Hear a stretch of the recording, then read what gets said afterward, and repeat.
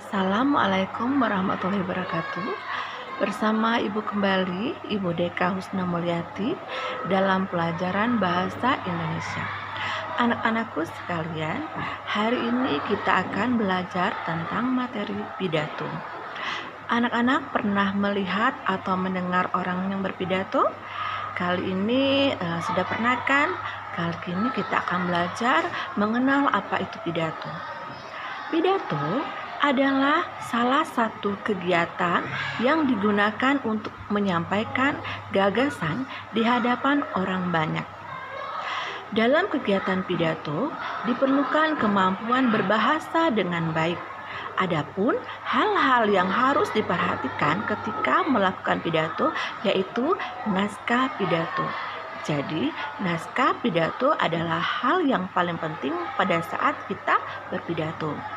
Pidato persuasif adalah pesan yang disampaikan kepada sekelompok khalayak oleh seseorang pembicara yang hadir untuk mempengaruhi pilihan khalayak melalui pengkondisian, penguatan, atau pengubahan tanggapan atau respon mereka terhadap gagasan, isu, konsep, dan produk.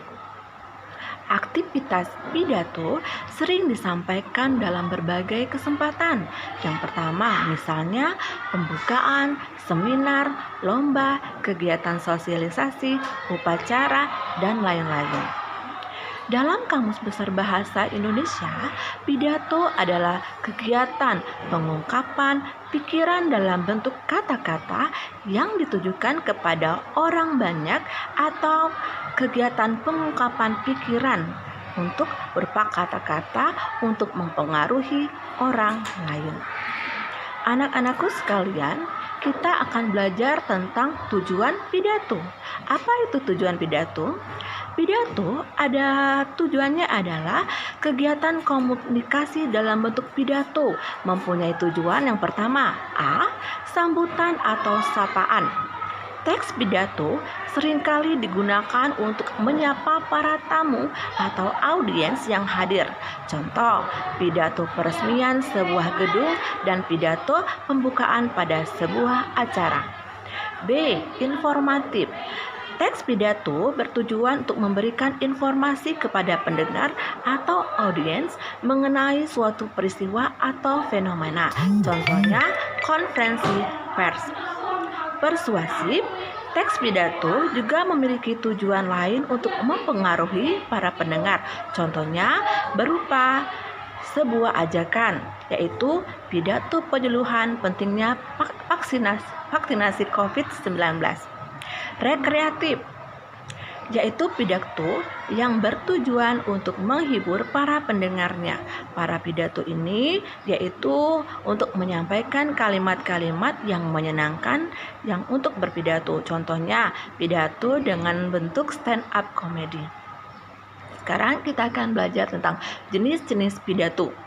Jenis-jenis pidato yaitu ada beberapa hal, ada 4 jenis. Yang pertama, pidato informatif, pidato argumentatif, pidato persuasif, dan pidato rekreatif. Sekarang Ibu jelaskan satu persatu mengenai pidato tersebut.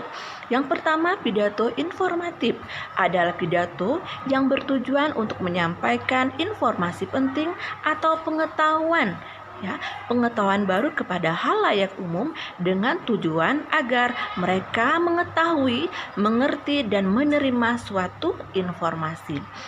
B. Pidato argumentatif. Pidato argumentatif adalah pidato yang memuat argumentasi, dalil, alasan, atau data untuk mendukung, menolak suatu pernyataan yang bersifat opini, pendapat, atau keyakinan tertentu. C. Pidato persuasif. Apa itu pidato persuasif? Pidato persuasif adalah pidato yang bertujuan untuk menarik perhatian para pendengar atau audiens, mempengaruhi serta sifatnya mengajak atau membujuk para peserta atau pendengar supaya mereka menjadi yakin dan mau mengambil tindakan. Kemudian D. Pidato rekreatif. Pidato rekreatif adalah pidato yang banyak menyelipkan humor atau lelucon di dalamnya. Pidato ini bersifat pidato kekeluargaan sebagai humor untuk menemukan penampilan hal-hal yang dapat menciptakan suasana keramah tamahan seperti pidato lelucon, humor, dan lain-lain. Berdasarkan isinya, pidato terbagi menjadi 4 bagian. Berdasarkan isi. Yang pertama, A. Pidato sambutan. Pidato sambutan adalah pidato yang membuka suatu acara dan biasanya berupa sambutan atau acara tersebut. B. Pidato pembukaan. Pidato pembukaan adalah pidato, yaitu jenis pidato yang disampaikan untuk membuka suatu acara dan umum dilakukan oleh pembawa acara atau MC. C. Pidato pengarahan. Pidato pengarahan adalah pidato yang isinya berupa arahan kepada para pendengar untuk melakukan sesuatu di dalamnya dalam sebuah acara. D. Pidato peresmian. Pidato peresmian adalah pidato yang disampaikan oleh orang-orang penting untuk meresmikan sebuah acara atau pembukaan suatu usaha dan tempat. Ciri-ciri pidato. Yang pertama, teks pidato memiliki ciri-ciri: A. Memiliki tujuan yang jelas dan menarik. B. Isinya mengandung kebenaran. C. Pidato harus bersifat efektif. Kemudian ada salam pembuka dalam pidato. Salam pembuka dalam pidato berupa sapaan kepada pendengar, ungkapan puji syukur kehadiran Allah Subhanahu wa Ta'ala, dan ucapan terima kasih atas kesempatan yang diberikan kepada kehadiran para undangan. Salam sangat penting karena menyambut audiens. Contohnya, salam pembuka pidato. Kemudian, mencermati pernyataan dalam teks. Ada beberapa langkah yang harus kita lakukan untuk memahami pernyataan dalam teks pidato. Yang pertama, membaca teks pidato dengan cermat. Yang kedua, membuat isi pokok teks pidato. Contoh-contoh dari sebuah pidato, misalnya Hari Lingkungan, yang isinya yaitu berupa ajakan untuk menjaga kebersihan lingkungan. Oleh sebab itu, mari kita upayakan untuk menjaga kebersihan lingkungan. Pada dasarnya, struktur teks sebuah naskah pidato tersusun dari beberapa bagian. Yang pertama, pembukaan. Pembukaan teks pidato terdiri dari 3 bagian. Yang pertama, salam pembuka, sapaan, kemudian penghormatan, dan ucapan rasa syukur. Kemudian, isi pidato.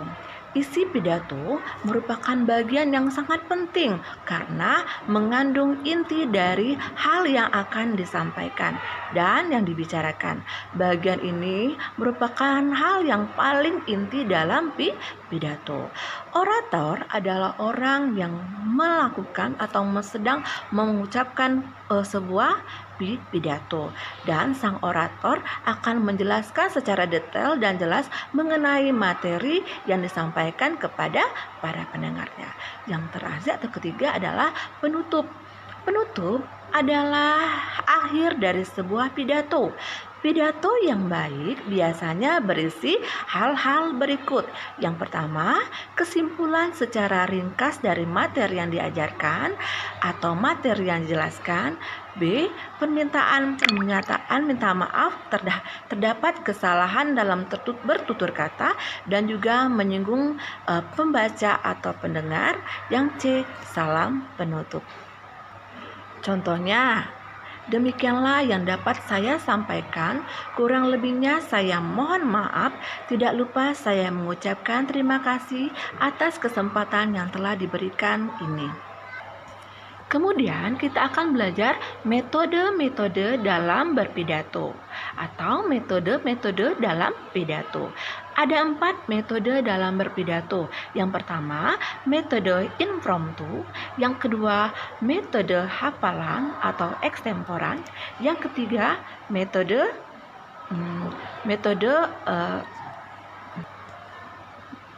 naskah. Baik, sekarang kita jelaskan lagi yang pertama, metode impromptu. Metode impromptu adalah metode pidato yang dilakukan secara langsung tanpa adanya persiapan terlebih dahulu. Metode ini pembicara tidak menyiapkan naskah atau tidak membaca naskah. Kemudian metode naskah, yaitu metode yang dilakukan dengan cara membacakan teks atau naskah pada saat berpidato. Yang ketiga, metode hafalan atau memoriter atau memorasi merupakan metode pidato yang dilakukan dengan cara menghafalkan naskah pidato terlebih dahulu. Kemudian yang terakhir, metode ekstemporal.